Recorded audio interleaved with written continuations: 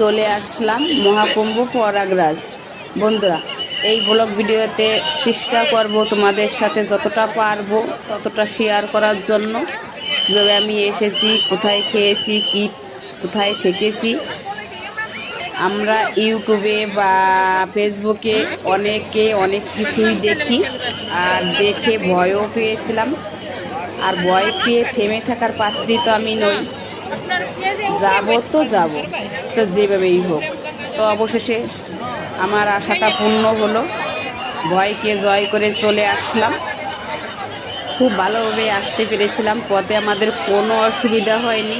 যদিও ট্রেনে একটু অসুবিধা ছিল, পরে একটু অসুবিধাও হয়নি। আমাদের ট্রেন ছিল শিয়ালদার থেকে, আর উঠে পড়েছিলাম। ওঠার সময় একটু কষ্ট হয়েছিল, তা তোমরা এই ভিডিওতে দেখতেই পাচ্ছ কতটা ভিড় ছিল। আমাদের প্রিয়াম তৎকাল কাটা ছিল, তার জন্য আমরা 3টে সিটি পেয়েছিলাম।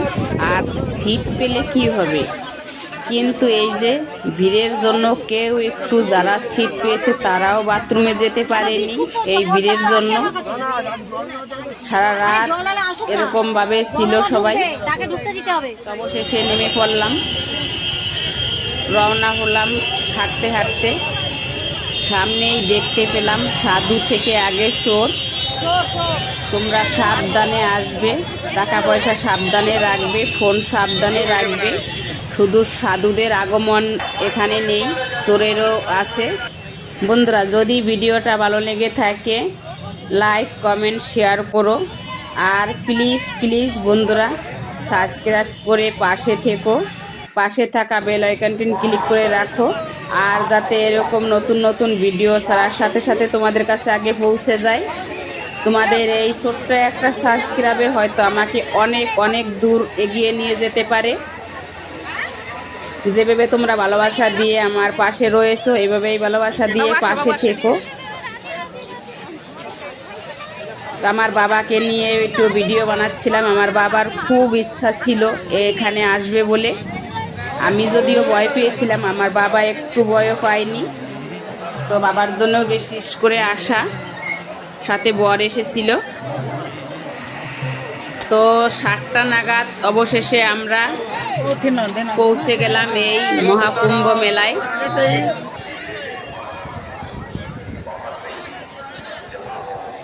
যতটা আমি রান্না করতে ভালোবাসি, ততটা ঘুরতেও ভালোবাসি,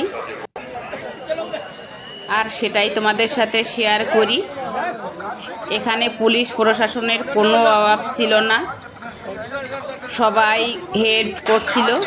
জিজ্ঞেস করার সাথে সাথে আমরা স্নানটা করতে আসলাম 5:30 নাগাদ, স্নান করে নিলাম। তো স্নান করার পরে এখানে এই যে সীতার রন্ধনশালা, দিন রাত এরকম ফ্রিতে প্রসাদ দিতে থাকে। কোনো টাকা লাগে না, কোনো কিছুই লাগে না। আর প্রসাদ এত ভালো হয়, আর সেটা বলার মতো না। তোমরা যদি এখান থেকে প্রসাদ খাও, যদি কেউ যাও, তবেই বুঝতে পারবে। আর সকাল সকালে যে দেখতে পাচ্ছ হেলিকপ্টারে মাননীয় প্রধানমন্ত্রী এসেছিল, পুষ্পবর্ষণ করেছিল।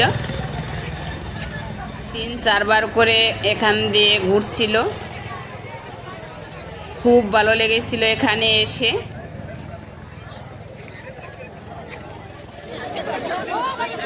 তো এখানে আমরা যতটা ভয় পেয়েছিলাম ততটা কিন্তু কিছুই নয়, অনেক ফাঁকা আছে।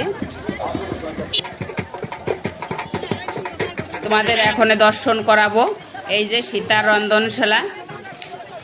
এখানে যদি তোমরা থাকো, কোনো পয়সা লাগে না। এই যে দেখতেই পাচ্ছ সবাইকে, কিন্তু দিন রাত ফ্রিতে খাওয়া আর এই যে থাকা।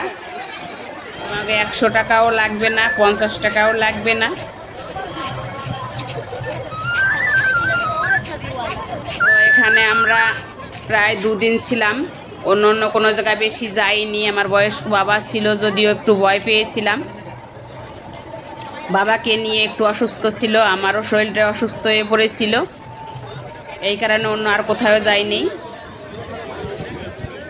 এখানে রাম মন্দির আছে, হনুমান মন্দির আছে, কিন্তু আমরা যাইনি একটাই কারণে, আমরা রাম মন্দির গেছি, দেখেছি, এই কারণেই আমরা যাইনি। তোমরা আসলে ঘুরে আসতে পারো।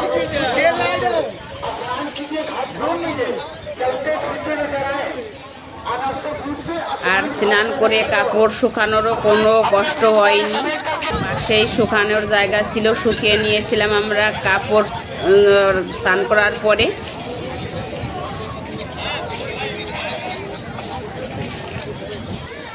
এখন অনেকটাই ফাঁকা আছে, অতটা আমাদের ভিডিওতে দেখানো হয় অতটাও কিন্তু ভিড় নেই, অনেক জায়গা ফাঁকাও আছে।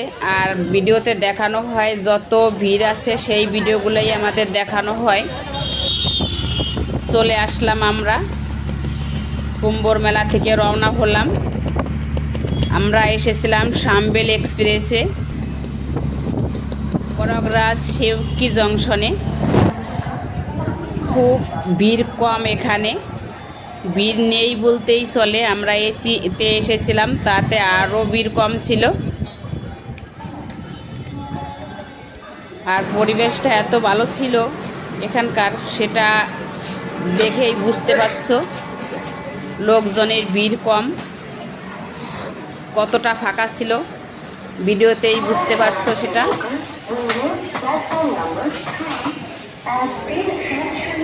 তো এত সময় আমার সাথে থাকার জন্য তোমাদের অসংখ্য ধন্যবাদ,